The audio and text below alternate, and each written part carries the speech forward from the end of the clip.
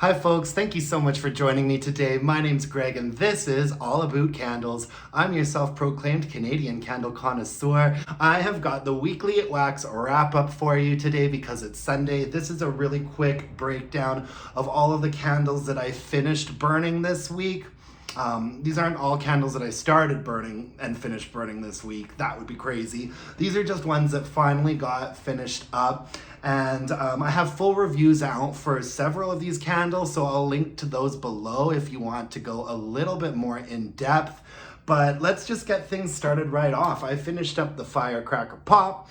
This is the first time Firecracker Pop was released in Canada, so I had to check it out. I think the best part about the packaging on this candle was the pretty blue wax. I don't think that the rest of it is really that impressive. This is a very, very sweet, it reminds me of like a cherry slush puppy. The scent notes on here are red cherry, fresh citrus, and juicy berry. I posted a full review of this where I talk about how it had that classic BBW itty bitty flame syndrome at about the halfway point. It did get a bit murky and discolored. It full on dudded out. But it did end up pulling through, and not a repurchase for me, but I'm glad to have experienced it once. I also finally finished up this Endless Sea. I really liked this candle. I wish it had been a little bit stronger. I think it's one of the most beautiful candles Bath & Body Works has ever released in terms of packaging. It just looked gorgeous when it was burning. In fact, I don't have anything left in here. I can't smell it anymore. I cleaned it all out because I've been putting a tea light candle in here and just letting the like blue wavy glow illuminate my space. Beautiful. The scent notes on this were fresh bergamot, saltwater lily, and ocean driftwood. It was a really nice, briny, ozone-y candle. I liked it a lot. But then You, Me, and the Sea came around, which was part of the Black History Month collection. And You, Me, and the Sea kicked this candle's butt. But I did enjoy this quite a bit. I'd say strength and throw was like a 6.5. I wish it had been stronger. If it had been stronger, this would be a high repurchase and recommendation for me, but it just wasn't quite strong enough. But it was a lovely fragrance. Oh, by the way, strength and throw on the Firecracker Pop, probably like a 7. When it was performing well, it definitely got up to a 7, maybe a 7.5, but it was a really inconsistent burn. Next up, I have this Rootbeer Float from Bath & Body Works. I also finished burning, a couple weeks ago, I finished burning Homeworks' Rootbeer Float. I liked that one a little bit more. This one was Scoop of Vanilla Ice Cream, Root Beer, and Caramel Drizzle. This smelled really quite strong on cold, and I thought that this would be stronger than the Homeworks Root Beer Float candle was, but it ended up being about the same. Not as strong as I thought it would be. I'd say that it was maybe a 6.5 or a 7 at most. You know what I mean? It was not a powerhouse like I thought it would be from smelling it on cold. It's a really sharp, really effervescent root beer. Since I kind of got it around the same time I got the Homeworks candle, I feel like the Homeworks candle really kind of eclipsed this one for me, but I enjoyed it. I mean, not a repurchase for me, and I don't think I'd heartily recommend it. It performed okay towards the end. We got a little bit of soot, some discoloration. The wicks got really teeny tiny, started to dud out. So I kind of just called it a day at about this point here. Next up I have, okay, this is really weird, you guys, but this is a peppermint sugar cookie. So I was like cleaning up my candle closet a little, and I realized that I had this Strangler peppermint sugar cookie that I forgot to put into deep storage with the rest of all of my fall and winter stuff. I only go into my deep storage space like maybe twice a year, once to get spring, summer out and put fall, winter away, and then once to get fall and winter out and put spring and summer away. And that goes for my candles, home decor, all that kind of stuff. Peppermint sugar cookie, I found this and it was just bothering me that it was in my candle closet. And I wasn't about to get into my storage just so that I could put away one candle. And so I tore the label off of it and put it under the candle lamp in my kitchen. Because, I mean, I am a pretty seasonal burner, but hey, I'll take a peppermint sugar cookie any time of year. I really like this fragrance. It is crushed peppermint, vanilla extract, creamy butter, and soft sugar cookies. So yeah, this was a candle lamp candle. I really like the candle lamp that I have in my kitchen because I only have to pour the wax out like once. You know, for about 2 or 3 days, I'll let the first half of it go, and then I'll pour the wax out, and then for about 2 or 3 days, I let the bottom half of the candle, you know, go for it and make it smell like I am baking peppermint sugar cookies in my kitchen. The reason why I always use a candle lamp in my kitchen is because I never actually burn candles in my kitchen, because I never go in there. I really only ever go in my kitchen to like mix up a drink and grab plates for my takeout food. Any like cooking stuff that I do usually happens at my boyfriend's place when I'm with him.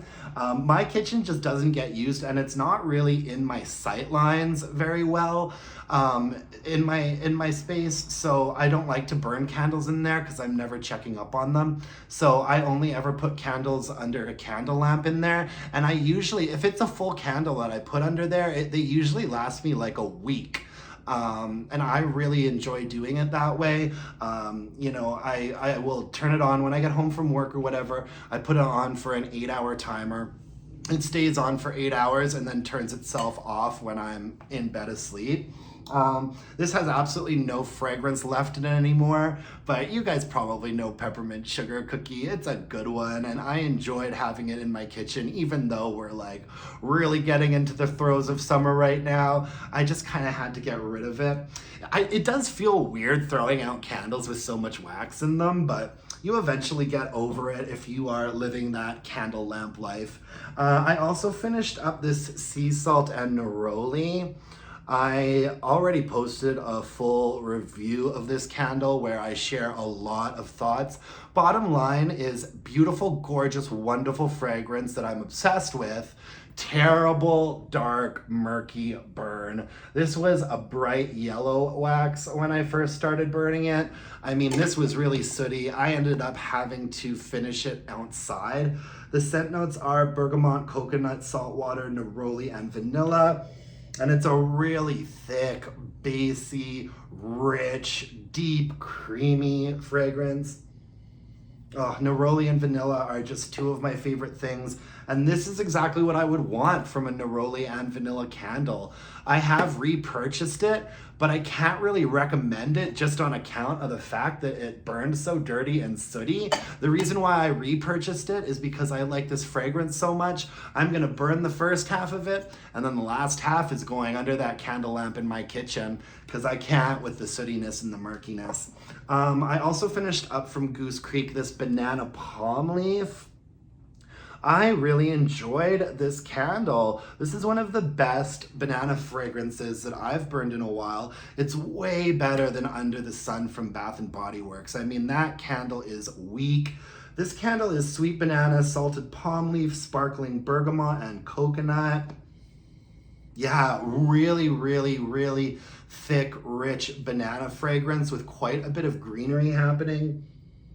I really like this one, but it was also, I mean, a dirty, murky burn. And in fact, look at that black mark there. You know, you have to keep these Goose Creek candles, in my opinion, to a 2-hour burn maximum. I never even let this go for longer than 2 hours, and look at what happened to it. Goose Creek, the really thick ropey wicks and colored wax seems to be very problematic with their candles. If you have a Goose Creek candle with colored wax and the thick ropey wicks, you better keep a really close eye on it.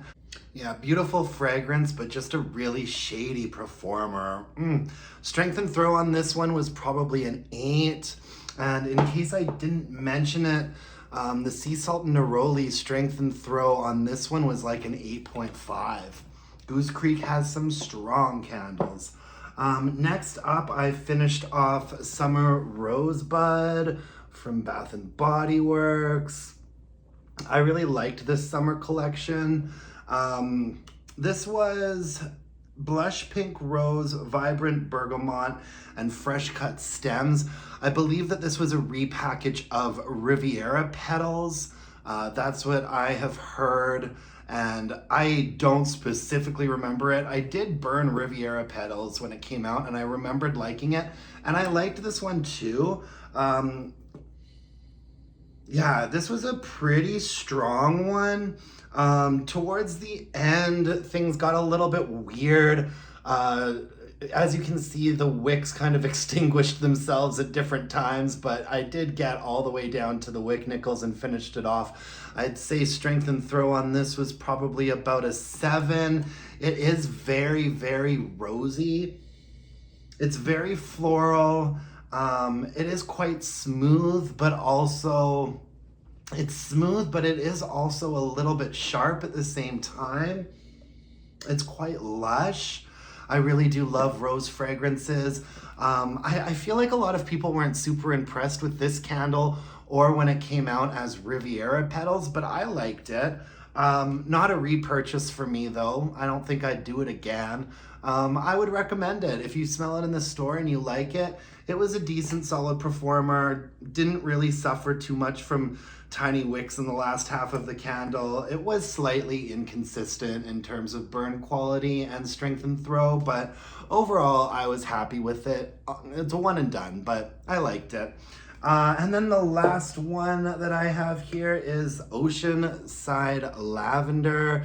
Man, this was a disappointment. I mean, when I smelt it originally on cold, it smelled so strong, and I am wondering if there are some batch issues because I posted a full review of this when I finished it. I'll link to that below. And I got quite a few comments from people saying that they thought theirs was a lot stronger. Saying that it was like a 7 or so. That was just not my experience. This was Wild Lavender, Sweet Sandalwood, Calming Waves.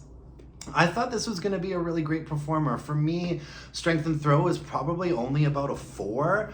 And also, it didn't smell as good burning as I thought it smelled on cold. It was just really weak. You know, I don't pick up on that woody note. I don't pick up on the sandalwood, just a really almost soapy lavender and like some brininess, you know? Not great, but not terrible. It is what it is. Oceanside Lavender. Not a repurchase for me and not something that I'm going to be recommending to you either, my dears. Sorry, just can't do it. If you want a good lavender candle, I highly recommend Lavender Vanilla from Bath and Body Works. Anyways, that's all that I have for you today. What are you guys up to this weekend? Tonight, me and the boyfriend are gonna be cooking some dinner and watching House of the Dragon. Very excited about that. We are really big nerds and we've been looking forward to this show coming back for a while now. I read all of those Game of Thrones books, and the books are always a lot better than the shows are, but the shows I still think are really well done. I like to be shocked and chagrined and clutching my pearls. Like, I like TV like that. So yeah, that's pretty much all I'm up to. It's gonna be a busy week. If you want to see any full-length reviews for the candles that I mentioned in this recap, I'll link to my full-length reviews below if I've done them. And that's all I have for you. So take care of yourselves, guys. I'll talk to you again soon. Hit me up with a like, a comment, a subscription. That would make my day. And until next time, let's burn some candles and bitch about it. Thanks, folks. Bye-bye.